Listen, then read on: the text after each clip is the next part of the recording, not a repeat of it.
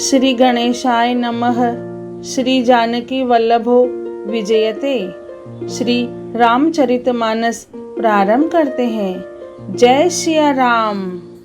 श्री रामचरितमानस के पंचम सोपान में सुंदर कांड में छठा खंड प्रारंभ करते हैं। लक्ष्मण जी के चरणों में मस्तक नवाकर श्री राम जी के गुणों की कथा वर्णन करते हुए दूत तुरंत ही चल दिए। श्री राम जी का यश कहते हुए वे लंका में आए और उन्होंने रावण के चरणों में सिर नवाए। 10 मुख रावण ने हंसकर बात पूछी, अरे शुक, अपनी कुशल क्यों नहीं कहता? फिर उस विभीषण का समाचार सुना, मृत्यु जिसके अत्यंत निकट आ गई है। मूर्ख ने राज्य करते हुए लंका को त्याग दिया। अभागा अब जो का कीड़ा घुन बनेगा। जो के साथ जैसे घुन भी पिस जाता है, वैसे ही नर वानरों के साथ वह भी मारा जाएगा। फिर भालू और वानरों की सेना का हाल कहे, जो कठिन काल की प्रेरणा से यहाँ चली आई है और जिनके जीवन का रक्षक कोमल चित्त वाला बेचारा समुद्र बन गया है। अर्थात उनके और राक्षसों के बीच में यदि समुद्र न होता तो अब तक राक्षस उन्हें मारकर खा गए होते। फिर उन तपस्वियों की बात बता, जिनके हृदय में मेरा बड़ा डर है। उनसे तेरी भेंट हुई या वे कानों से मेरा सुयश सुनकर ही लौट गए? शत्रु सेना का तेज और बल बताता क्यों नहीं? तेरा चित्त बहुत ही चकित भौचक्का सा हो रहा है। दूत ने कहा, हे नाथ, आपने जैसा कृपा करके पूछा है वैसे ही क्रोध छोड़कर मेरा कहना मानिए। मेरी बात पर विश्वास कीजिए। जब आपका छोटा भाई श्री राम जी से जाकर मिला, तब उसके पहुंचते ही श्री राम जी ने उसका राज तिलक कर दिया। हम रावण के दूत हैं, यह कानों से सुनकर वानरों ने हमें बांधकर बहुत कष्ट दिए, यहाँ तक कि वे हमारे नाक कान काटने लगे। श्री राम जी की शपथ दिलाने पर कहीं उन्होंने हमको छोड़ा? हे नाथ, आपने श्री राम जी की सेना पूछी, सो वह तो 100 करोड़ मुखों से भी वर्णन नहीं की जा सकती। अनेकों रंगों के भालू और वानरों की सेना है, जो भयंकर मुख वाले, विशाल शरीर वाले और भयानक है। जिसने नगर को जलाया और आपके पुत्र अक्षय कुमार को मारा, उसका बल तो सब वानरों में थोड़ा है। असंख्य नामों वाले बड़े ही कठोर और भयंकर योद्धा है। उनमें असंख्य हाथियों का बल है और वे बड़े ही विशाल हैं। द्विविद, मयंद, नील, नल, अंगद, गद, विकटाशय, दधिमुख, केसरी, निषट, शठ और जाम्बवान, ये सभी बल की राशि हैं। ये सब वानर बल में सुग्रीव के समान है और इनके जैसे 1-2 नहीं, करोड़ों है। उन बहुत सौ को गिन ही कौन सकता है। श्री राम जी की कृपा से उनमें अतुलनीय बल है। वे तीनों लोकों को तृण के समान तुच्छ समझते हैं। हे दशग्रीव, मैंने कानों से ऐसा सुना है कि 18 पद्म तो अकेले वानरों के सेनापति है। हे नाथ, उस सेना में ऐसा कोई वानर नहीं जो आपको रण में न जीत सके।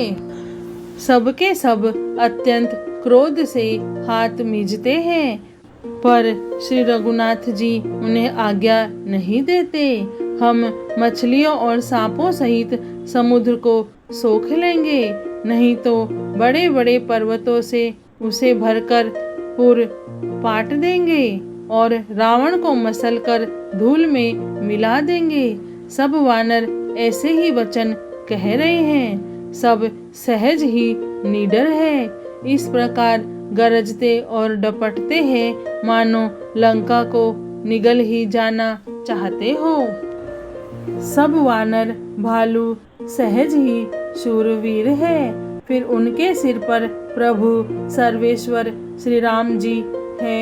हे रावण, वे संग्राम में करोड़ों कालों को जीत सकते हैं। श्री रामचंद्र जी के तेज, सामर्थ्य, बल और बुद्धि की अधिकता को लाखों शेष भी नहीं कह सकते।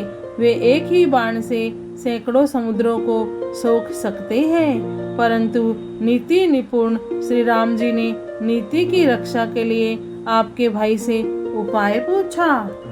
उनके आपके भाई के वचन सुनकर वे श्री राम जी समुद्र से राह मांग रहे हैं। उनके मन में कृपा भरी है, इसलिए वे उसे सोखते नहीं। दूत के ये वचन सुनते ही रावण खूब हंसा और बोला, जब ऐसी बुद्धि है तभी तो वानरों को सहायक बनाया है। स्वाभाविक ही डरपोक विभीषण के वचन को प्रमाण करके उन्होंने समुद्र से मचलना बालहट ठाना है। अरे मूर्ख, झूठी बड़ाई क्या करता है? बस मैंने शत्रु राम के बल और बुद्धि की थाह पा ली। जिसके विभीषण जैसा डरपोक मंत्री हो, उसे जगत में विजय और विभूति ऐश्वर्य कहाँ? दुष्ट रावण के वचन सुनकर दूतों को क्रोध बढ़ाया। उसने मौका समझकर पत्रिका निकाली और कहा, श्री राम जी के छोटे भाई लक्ष्मण ने यह पत्रिका दी है। हे नाथ, इसे बचवाकर छाती ठंडी कीजिए। रावण ने हंसकर उसे बाएं हाथ से लिया और मंत्री को बुलवाकर वह मूर्ख उसे बचाने लगा। पत्रिका में लिखा था, अरे मूर्ख, केवल बातों से ही मन को रिझाकर अपने कुल को नष्ट भ्रष्ट न कर। श्री राम जी से विरोध करके तू विष्णु, ब्रह्मा और महेश की शरण जाने पर भी नहीं बचेगा। या तो अभिमान छोड़कर अपने छोटे भाई विभीषण की भांति प्रभु के चरण कमलों का भ्रमर बन जा, अथवा रे दुष्ट, श्री राम जी के बाण रूपी अग्नि में परिवार सहित पतिंगा हो जा। दोनों में से जो अच्छा लगे सो कर। पत्रिका सुनते ही रावण मन में भयभीत हो गया, परंतु मुख से ऊपर से मुस्कुराता हुआ वह सबको सुनाकर कहने लगा, जैसे कोई पृथ्वी पर पड़ा हुआ हाथ से आकाश को पकड़ने की चेष्टा करता हो, वैसे ही ये छोटा तपस्वी लक्ष्मण वाग्वी लास करता है, डींग हाँकता है। शुक दूत ने कहा, हे नाथ, अभिमानी स्वभाव को छोड़कर इस पत्र में लिखी है सब बातों को सत्य समझिए।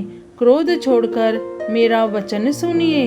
हे नाथ, श्री राम जी से वैर त्याग दीजिए। यद्यपि श्री रघुवीर समस्त लोकों के स्वामी है, पर उनका स्वभाव अत्यंत ही कोमल है।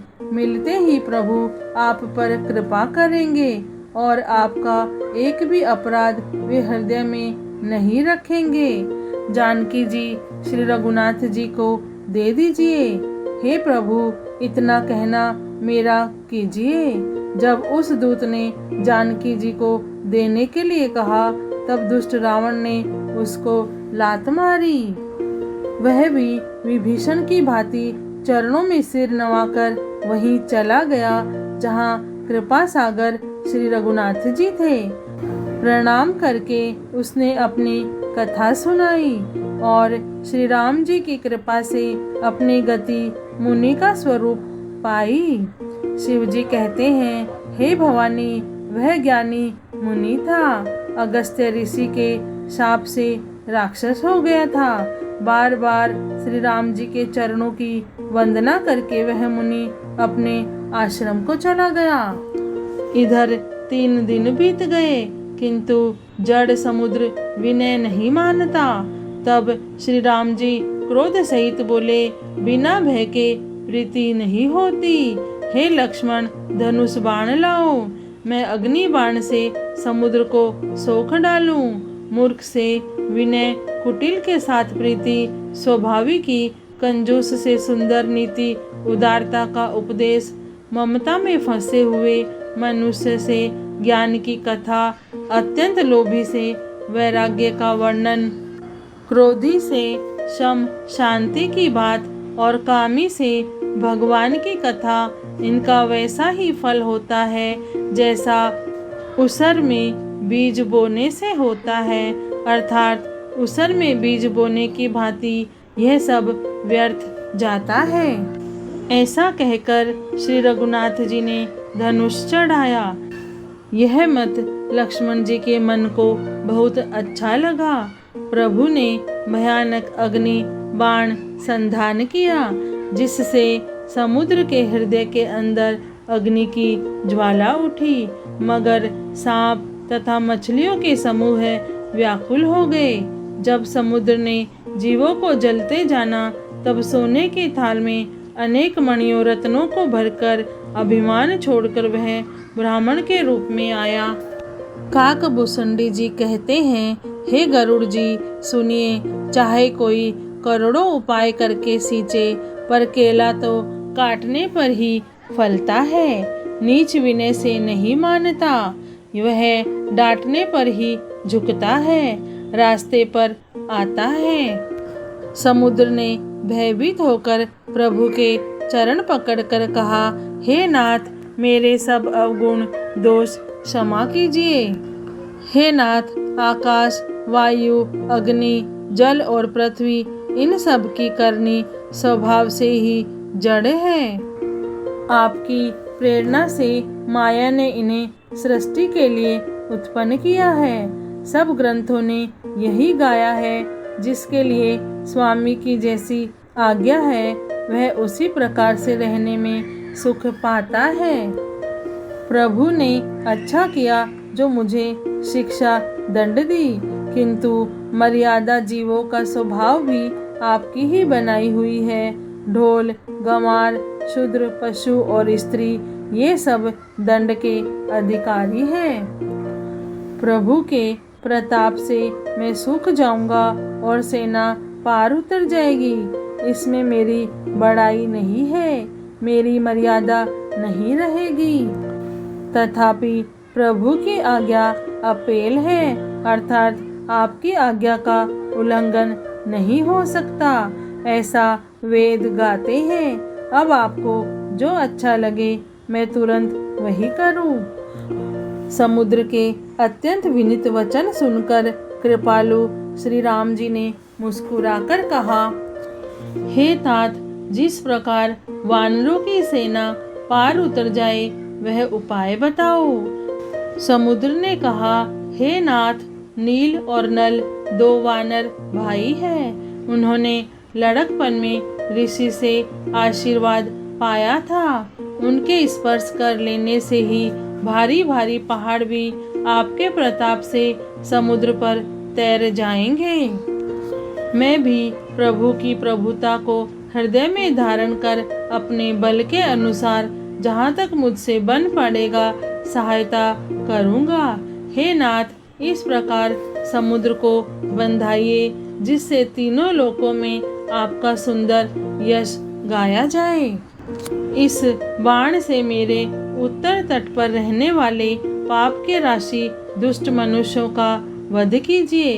कृपालु और रणधीर श्री राम जी ने समुद्र के मन की पीड़ा सुनकर उसे तुरंत ही हर लिया, अर्थात बाण से उन दुष्टों का वध कर दिया। श्री राम जी का भारी बल और पौरुष देखकर समुद्र हर्षित होकर सुखी हो गया। उसने उन दुष्टों का सारा चरित्र प्रभु को कह सुनाया। फिर चरणों की वंदना करके समुद्र चला गया।